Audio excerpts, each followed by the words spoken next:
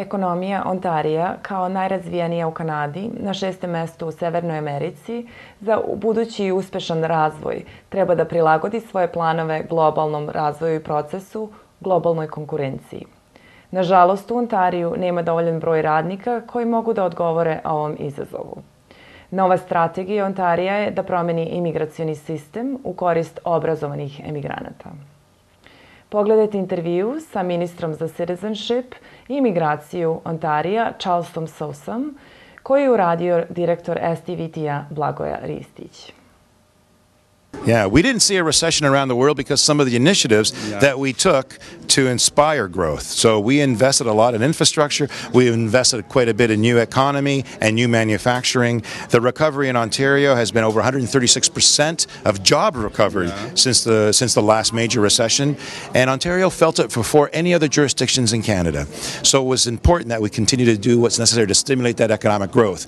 And part of that stimulus is attracting skilled immigrants and investors to choose and build Ontario. And that is what this strategy is about today. You have some plan how new immigrants, how can I say, to educate to new level of what needs the society? Well, actually, we are in a competitive environment all around the world, and we do have a lot of skilled individuals in other jurisdictions, other parts of the world, and they're looking at where do they want to start working, where do they want to start to invest. And we also want to be certain that those that are looking at a new future in Ontario, existing, especially our students and those that are here now, are looking at those sectors that are going to grow. Ontario has a number of sectors in the new economy and in the green economy, as well as in new technologies, that's different than other parts of Canada. So other parts of Canada are getting more afforded skilled immigrants by way of the decisions made by the federal government. We're trying to suggest that Ontario has these gaps and they need to be filled as well. The most of immigrants that are coming exactly in Ontario, do you think that you would be able to manage both things, pressure from the immigrants and opening new working places? Well, we need to ensure that we have not only proper selection of immigrants to Ontario, but we have the proper integration and settlement programs to make them a success. So we know that when newcomers come to Ontario, some of them are suffering, and that's why we have to make changes. We also know that some of them are not getting accreditation for their professions, so we want to help them achieve that. And we know that when they succeed, all of us succeed. So this is not a standalone initiative. This is very much a collaboration, a partnership, and for the benefit of us all. And we're talking a small percentage of people that are choosing Ontario. The majority of programs are to support those that are already here. The majority of the programs to support second career strategies for Ontarians, some of whom may be out of work. And I'm very pleased by some of the recovery we've made, but I want to do so much more. Although the government wants to ensure that Ontario prospers, and will only prosper when we invest in our people, invest in education, and invest in those jobs. Thank you so much. Thank you. Odgovor na gotovo ista pitanja potražili smo od potpredsednika LEE&COMPANY, koje se bavi imigracionim pitanjima, i od advokata Marka Vitorovića, člana svih imigracionih refudži odbora u Kanadi. I Ontarije. Prvo svega, dobar dan i vama i vašim gledovicom. I uvek sam spreman da odgovorim, da bude. Hvala vam puno. I believe that the step from Ontario is positive. It's a bit late because other provinces have done it for years, over a decade in some cases. But it's always, even if they're coming late to the game, it's a positive step. It's a step that seems, the central feature of this seems to mirror the existing federal program, CEC, the Canadian Experience Class. However, it's always a plus, a positive to get a nomination from the province. In addition, we were attending a conference a month and a half ago with Ontario, and they had indicating other programs that are also be very positive, including being able to bring in key workers to your enterprise without HRDC validation, which is a positive. And in a type of investment entrepreneur sort of category, which calls for a high investment, $3 million, but which still can be helpful in certain situations. And in fact, we're in the middle of negotiating something with one business that can be helpful.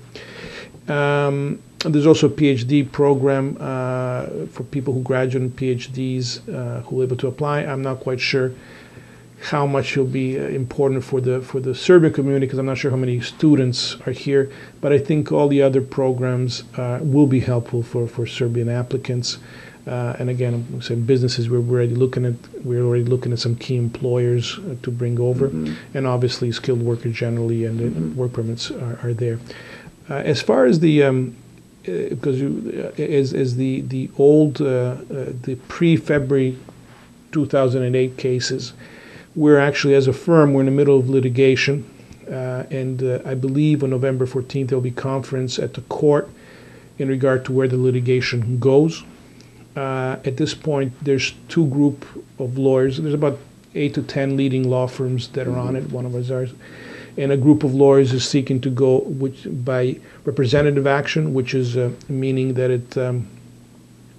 They'll decide a group of cases, and depending on how these cases are decided, everything else will follow.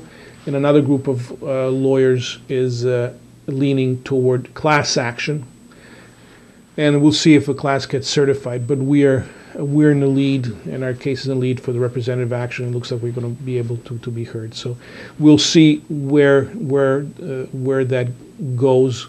If we win, obviously, there will not be 300 cases returned, 300,000 cases returned, but that's still before the court, so we will have to see it, see where everything goes.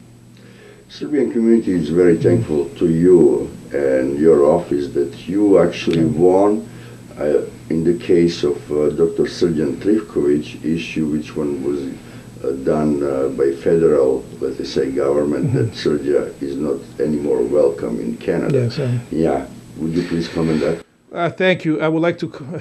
It was, I would say, an interesting case, a challenging case.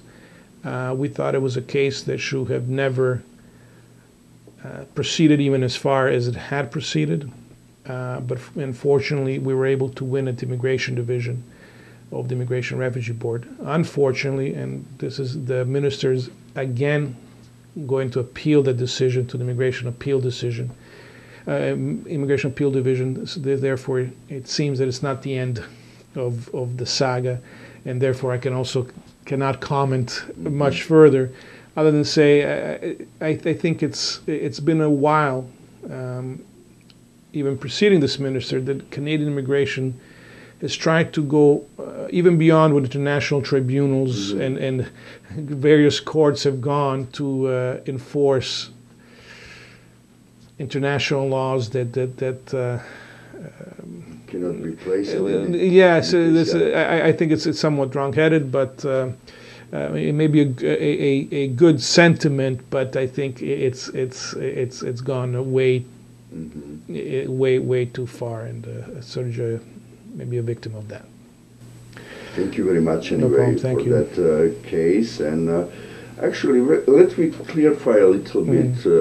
What is now chance for Serbians from the Serbia through the exchanging, how can I say, program for students and probably also for experts, and also probably that to land in Canada now with a new perspective in the immigration policy? Well, I think the chances for Serbians are good. I mean, everything is increasingly more and more applications are tied to work. So a lot of it will depend on the availability of work in Canada to employers in Canada. I think Serbians, from what I've seen, have a wide range of skills that are needed in Canada. The key is finding the employer, the employer that would be able to has these needs. There are plenty of there, but it's a question of doing it. We're already helping. We're doing quite a few work permits and permanent resident applications after the work permits on that basis. And it's going to be the future of immigration. That's what the minister wants, and that's where it's going. And I think it's relatively speaking, it's a positive way. I think there should be more, but on its own, I think it's a relatively positive way to proceed with things. So, and I think Serbians will benefit from it. Clearly, it's key that Serbian employers in Canada will benefit and also try to help out, because that's going to be the key for the future of Serbian immigration. So do you think that the form of to immigrate in Canada is refugee, social problem, or something, it's close for Serbia, or you still have some? Well, I mean, we still have some cases. You know, it's really always on an individual basis and individual circumstances. There's still some instability, and particularly in the south of Serbia with Sandžak and the problems arising from the north of Kosovo, which also spill over into southern Serbia. So well, I mean, there's when there's unrest and if people have fear, there's always possibility. Obviously, it's harder than before, but it all depends on the individual case and individual circumstances. Thank you very much, Mr. Mark. Thank you. Always glad to speak to you. Thank you.